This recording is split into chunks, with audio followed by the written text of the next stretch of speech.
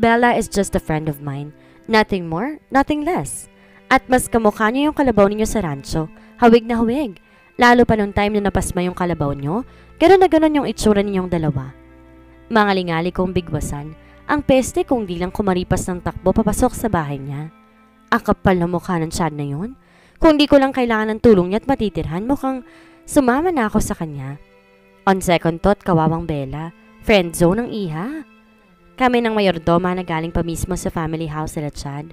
Her name is Nanay Lily, as Chad said. Siya raw namamahala dito sa rest house kapag wala ang binata. And speaking of Chad, lumayas din siya bigla matapos siya maligo. Kailangan din daw niya ng kapayapaan, paminsan-minsan. Arte. Iha, ano nga ba ulit pangalan mo? Ikaw pa lang kasi ang pangatlong taang bumisita dito sa rest house ni Chad. Pangatlo ko? I got curious kung sino yung dalawa. It's not that I am proud na dinala ko dito ni Chad. Sadyang naubos na talaga ang pera ko, kaya kailangan ko nang umalis sa hotel. At dahil daw may gininto ang puso si Chad, siya na raw munang bahala sa akin. That's what my cousin said. Dahil kung ako lang, di ko ipagkakatiwalang sarili ko dito. Bukod kasi sa loko-loko siya, di ko makita kung saan banda yung ginto ng puso sa lalaking yun eh. Just call me Nanay Lily. At sino po yung dalawang dinala pa dito ni Chad? And one more thing, Nay Lily. I'm looking for a job. Can you refer me to someone? Tanong ko kay Nanay Lily habang kumakain ng fresh salad na inihanda niya. This is life. Yung kaibigan niyang si Bella. Dumadalaw ang batang dito kapag umuwi galing ibang bansa. At saka si Sir Leonardo, pinsan naman ni Chad.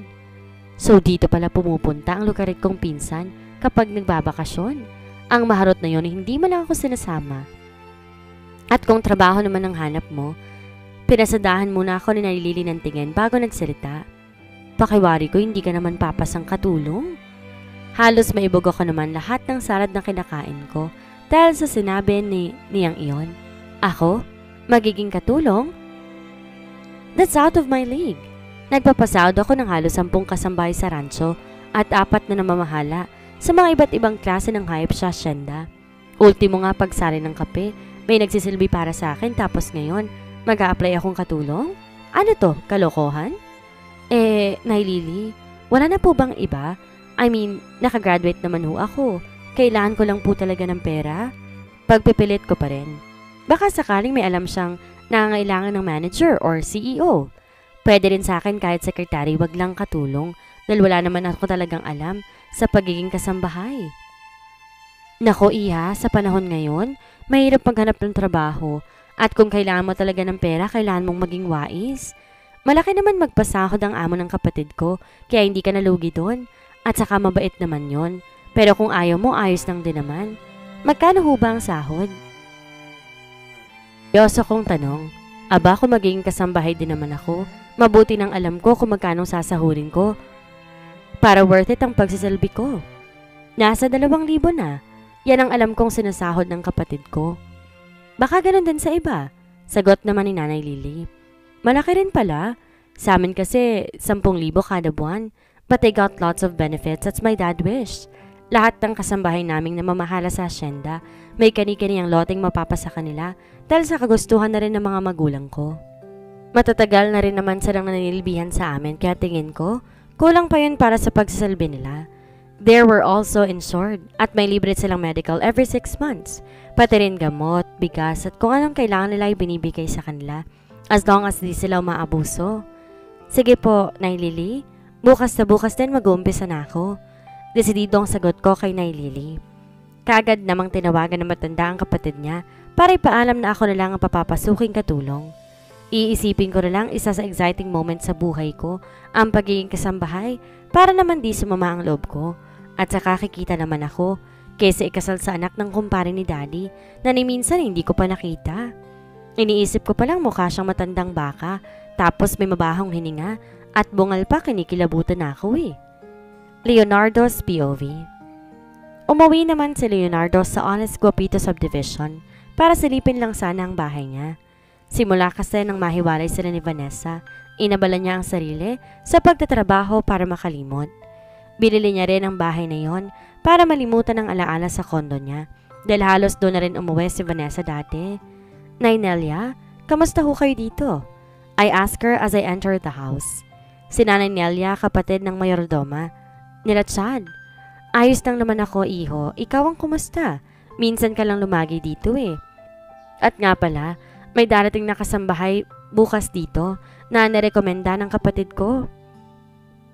Sa sinabing iyon ni Nanay Nelia, nabawasan na rin ang iniisip ko. Hindi na ako magpapahanap pa kay Chad. At baka kung sino pang dalhin niyang katulong dito. I went to my room and lay in my bed. Only to see the big picture of Vanessa and I hanging on the wall. We're both smiling and seems happy with so much love in our eyes. Sino makapagsasabi na mauuwi rin pala kami sa hiwalayan? Pesteng mga pangarap. Ngunit gayon din ang kaakuhan ko. Sinabi ng lahat na kailangan kong bumitaw at magpatuloy. Paano ko magagawa? Paano ko makaka-move on? Kung lahat ng ginagawa ko ay parang nandyan siya palagi. Tuwing gigising ako at sisimula ng araw ko, parang naririnig ko ang boses niya na nagsasabi ng, "Hi, hon." At ngayon na maging sa paghiga ko ba naman, at bago ipikit ang mata, nariyan pa rin siya at nakangiti sa akin na parang tunay at hindi isang larawan. Kailan ba ako makakalimot? Nakakasawa na. Monica's POV. Kung maganda ang rest house ni Chad, higit na maganda naman tong bahay ng amo ko. It is a modern house, a bungalow to be exact. Pinasundo ako ng kapatid ni Nay Lily sa driver daw ng amo niya. At dito nga ako dinala sa Honest Copito Subdivision. Such a weird name for a bachelor's house. Ikaw ba yung tinutukoy ni Lily na papasok ng katulong? Pinasadahan ako ni Nay Nela ng tingin mula ulo hanggang paa. At parang nagdadalawang isip pa kung papasa nga ba akong katulong o hindi. Natural. Pero may magagawa ba ako kung kailangan ko ng pera? Aarte pa ba ako? Matagal na akong maarte. Ako nga po. Monica po ang pangalan ko. Nakwento ka na rin po kayo sa akin ni Nanay Lily. Nananansya kong sabi sa mayordoma. At baka bigla akong pagalitan. Kung titingnan kay parang di ka naman katulong, iha. Napakaganda ng kutis mo. Mukhang wala kang alam sa gawaing bahay. Sigurado ka ba mag-a-apply kang katulong? Sunod-sunod na tango lang sinagot ko sa kanya. Dahil kahit ako hindi kumbinsido kung gagawin ko ba ito o hindi. Kung ganun pala, mag-ayos ka na. Naroon sa kaliwa ang kwarto mo malapit sa kusina. Ang akin ay kanan sa tabing kwarto mo at kay Leonardo ay sa taas naman. Dalhin mo na mga gamit mo doon at baka gumising na si Leonardo. Mamamalengke lang ako sandali. Tumango na lang ako ulit saka hinilang maletang dala ko. Wala na bang katapusan ng paghihila ko ng pesteng maleta na to? Sinuot ko ang damit pang katulong na nasa ibabaw ng kama ko pagkapasok ko sa kwarto. In fairness, so siya rin ang higaan. Tinali ko na rin ang lampas kilikili kong buhok pataas bago naglagay ng manipis na makeup. Naglagay din ako ng lipstick at blush on para naman hindi ako maging mukhang maputla. Kinuha ko rin ang nag-iisang sandalyas na dala ko at isinuot. I gave myself a final glance in a life-size mirror, then went to the kitchen to get some water. Ilang minuto rin akong naghanap ng nawawalang ref para kumuha ng malamig na tubig. Pero ang siste, inikot ko ng buong kusina, hindi ko man lang nakita. Mabuti na lang talaga napasandal ako sa isang malapad na bagay na halos nakakabit na sa pader. At yun pala, ang missing ref. Sa sobrang high-tech naman yata ng bahay na to, ay sadyang nangangain ng sira. Excuse me, but who are you? Muntik akong mabulunan sa pag-inom ng tubig nang biglang may magsalita sa likuran ko. Dahan-dahan akong humarap, only to see a handsome 6 foot tall and brown eye guy. Siya yun, the LRT guy. I mean, yung lalaki nakita ko sa Dayton's Hotel? Leonardo's POV. Sa kabilang banda, late nang nagising si Leonardo dahil late na rin naman siyang nakatulog kagabi. As I finished taking a bath, I just wear a jogger and plain white sando, then went to the kitchen. Di ako nakakain kagabi kaya naman nakaramdam ako ng gutom ngayon. I am about to call Nanay Nelia, but a woman caught my attention. Nakasuot siya ng damit pang kasambahay, pero naka-LV ang sapin sa paa. And when she turned around at inaantok kong diwa, tuluyan na ngang nagising. Naka-makeup pa nga talaga. Ako ho ang bagong katulong ninyo, sir? Napakunot ang kilay ko sa sinabi ng dalaga. Bagong katulong? Katulong ko tong babaeng to? Ngayon lang ako nakakita ng katulong na nakasandalyas na LV At kulang na nga lang sa party pumunta dahil naka-makeup pa talaga. Take note, mukha siyang sinapak sa sobrang pula ng mukha niya dahil sa blush on at naka-lipstick pa. Napailing-iling na lang ako, umupo sa harap ng lamesa habang siya naman nanatiling nakatayo at nakamasid sa akin. Mas maganda sana kung sisimulan mong ihanda ang pagkain ko. I'm hungry, you know. I skipped dinner so, can you give me my lunch? Sunod-sunod kong sabi sa kanya. Pero nanatili pa rin siyang nakatunganga sa gilid ko. Nakakaintindi ka ba ng English? I mean, naiintindihan mo ba ako? I asked her again, but she just nodded and remained standing beside me. Ano ba? Hindi ko ba nakahalatang nagutom na ako?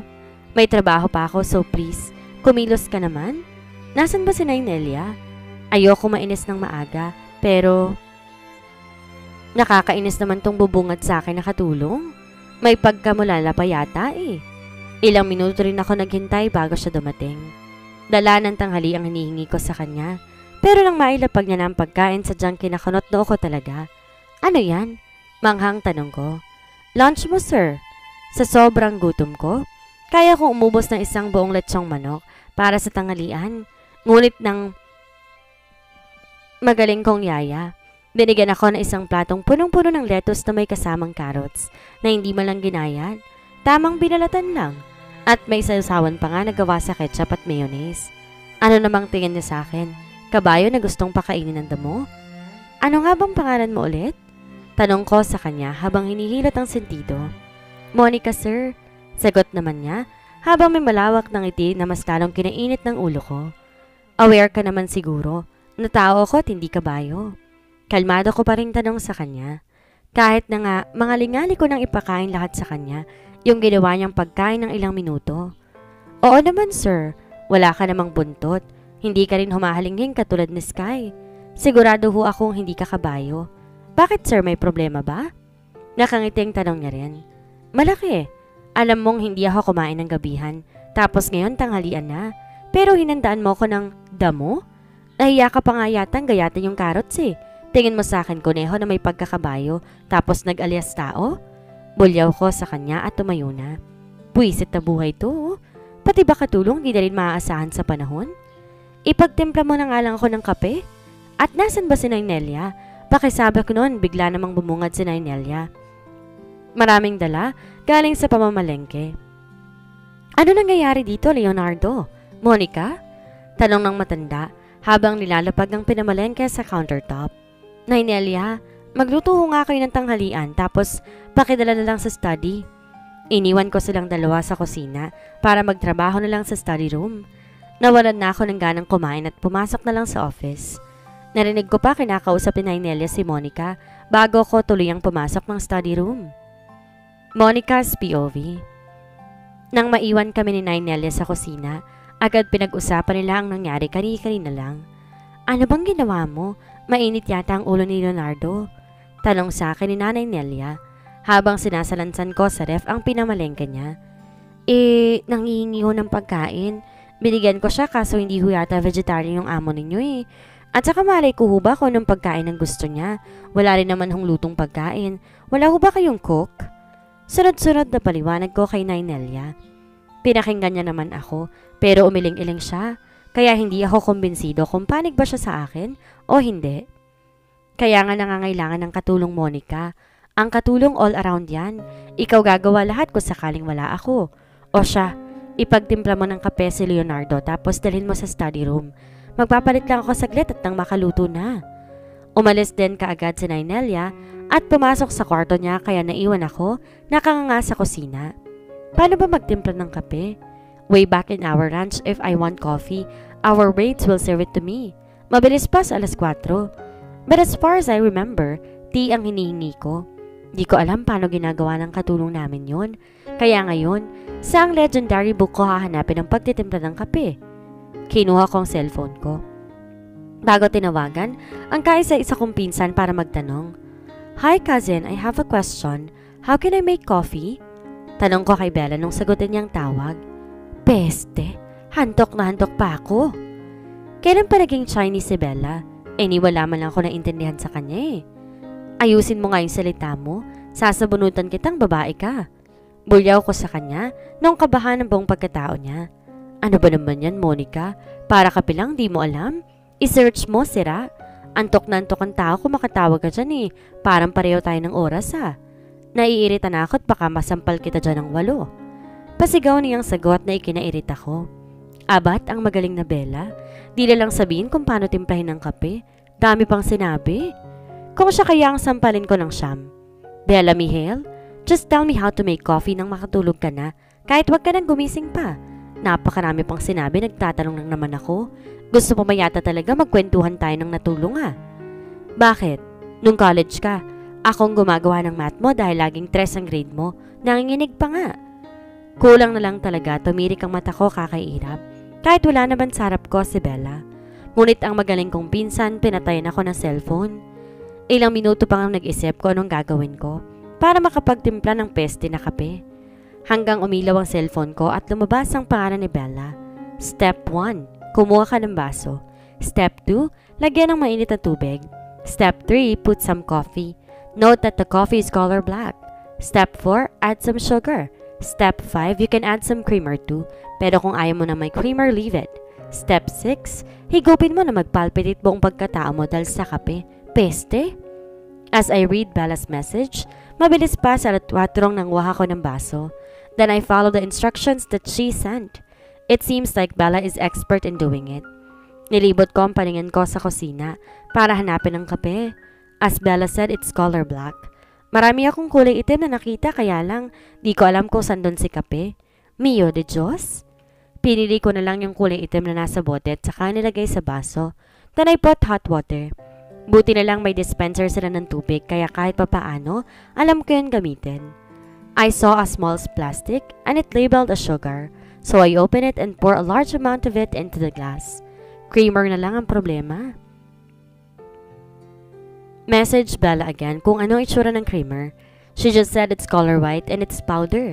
Kaya nang may makita kong kahon na may nakalagay na cornstarch, kumuha ko na isang kutsara at nilagay sa ginagawang kape. Brand siguro ng creamer yung cornstarch. I'm about to taste it as I finished doing it but I realized di nga pala ako nagkakape. Nang matapos, agad akong pumunta sa kinalulugaran ng amo ko bago binigay ang kanyang kape.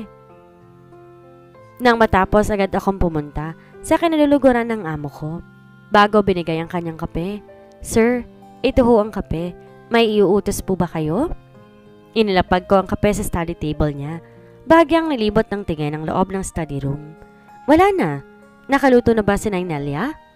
Pakidalan ako dito ng kaagad ng pagkain kapag luto na. Tumango lang ako sa kanya at pinagmasdan siya nang iniabot niyang baso ng kape bago dahan-dahang hinigop.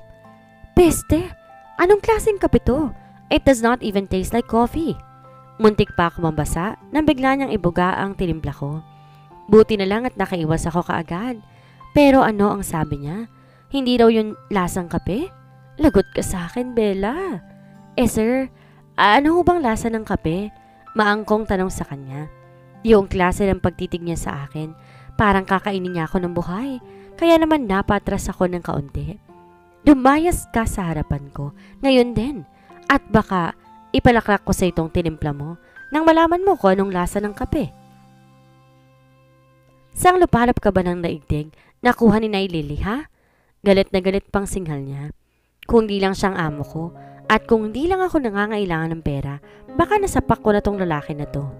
Akala mo kung sinong senyorito? Baka hindi pa ba siya magtimpla ng kape niya para makuha niya ang gusto niyang lasa? Sir, taga-Tagaytay po ako. Mahinahong sagot ko pa rin sa kanya. Kahit gustong gusto ko nang ahitin, ang nakakulot niyang kilay sa sobrang irita. San doon? Tanong niya. Diyan lang po sir sa sa malapit po sa Makati. Lalo naman kumunot ang kilay ng binata, kaya kinabahan na naman ako. Tama ba yung sinabi ko? Sige na, lumabas ka na't baka atakihin ako sa pinagsasabi mo.